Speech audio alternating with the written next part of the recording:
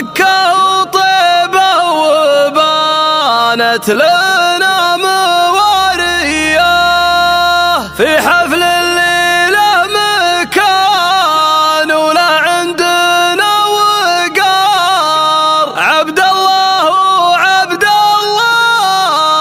بالمجد وراعية.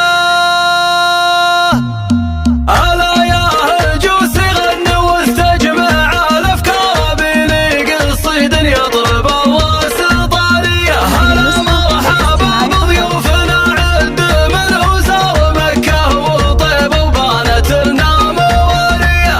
أرحب باسم عبد الله اللي فعول أكبر وباسم الزياد متعبنا الكبارية. في حفل الليلة مكان ولا عندنا وقار. عبد الله ابو المجد وراعية هو اللي بيمينه كاسب المدح باستمرار. عسى له حياة بالفرح دام مملية. حمد السجايا من عليها النعم تكره حزام الخوي واللي تشرف مباديه. وابويا ارحمه ربي يا محمد وهو من صالح اسمه وله سيرة تشرف له ماضيه. وربعه من الخامس هل العز واهل الكرم نادى الفقيه ونارهم دايما حيه. من اللي لهم تاريخ لا ما عليه غبار من روس السياسيه. اهل السيف في الهيه سرايا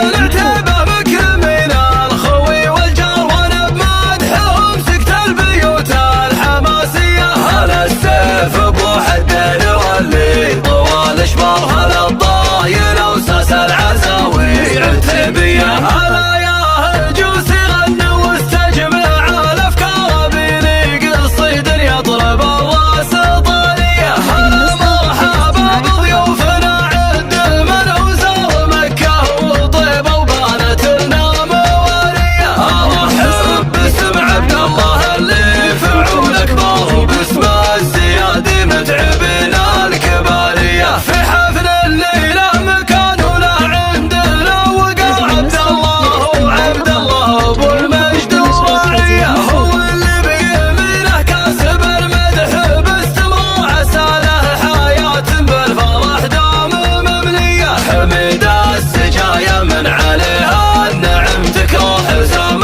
الخوي واللي تشرف مباديه. وابويا ارحمه ربي يا محمد وهو من صالح اسمه وله سيرة تشرف له ماضيه. وربعه من الخامس هل العز واهل الكرم نادى الفقيه ونارهم دايما حيه. من اللي لهم تاريخ لا ما عليه غبار من روس السياسيه. اهل السيف في الهيه سرايا العتيبه مكرمين الخوي والجار وانا بمدحهم سكت البيوت الحماسيه. هل السيف ابو حدين واللي طوال اشبار. هل الضايل وساس العزاوي عتيبيه. وفي الخاتمه نصلي على